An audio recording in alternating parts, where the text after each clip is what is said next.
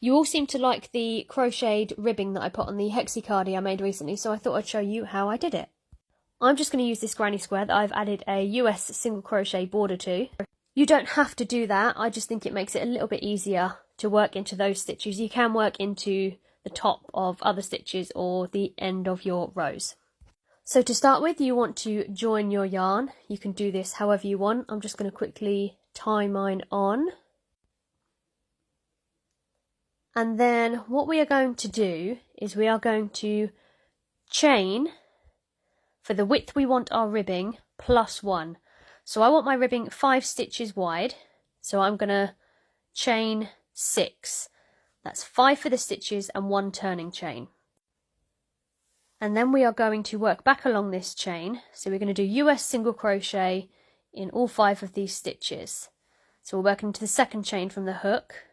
So 1, 2, 3, 4, 5, and then what we are going to do is slip stitch into that next single crochet. If you were going into ends of rows, you would slip stitch into the end of the next row, and that is our first row. Now we're going to slip stitch into that next single crochet or the end of the next row if you're working into the end of the rows, and turn our work. Now for this row and all of the following ones, we're just going to work into the back loop of the stitches. So single crochet into the back loop, and it's handy to count them because it can be easy to miss stitches with this. So that's number 2, 3, 4, and for the final one that is going to be right at the bottom, I always go under both loops because I feel like it just helps make it a little bit neater.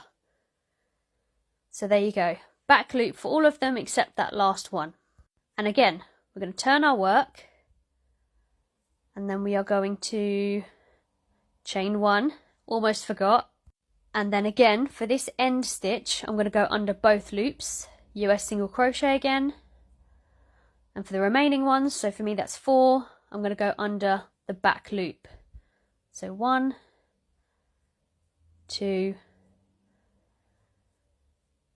3, and this last one can be kind of tricky to find, which is why it's a good idea to count your stitches, or maybe even use a stitch marker. And there's that final one. And then we are going to slip stitch into the next stitch or the end of the next row, and then slip stitch into the next one. And this is literally it. This is what you're going to repeat. So turn your work, single crochet into the back loop, 1, 2, 3, 4, and then for that final one, under both loops. And then, as before, chain 1 and turn, or turn and chain 1, doesn't really matter which way around you do it. And this is what you are going to repeat over and over. So this end stitch, you will go under both loops, and then the next ones up to the edge, back loop, slip stitch, and then repeat it again. So I'll work up a bit more, and then I'll show you what it looks like. And there we go.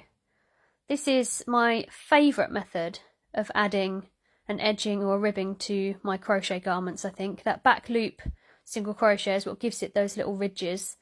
And I just think it looks really, really nice, gives it a really nice finish. So I hope that helps.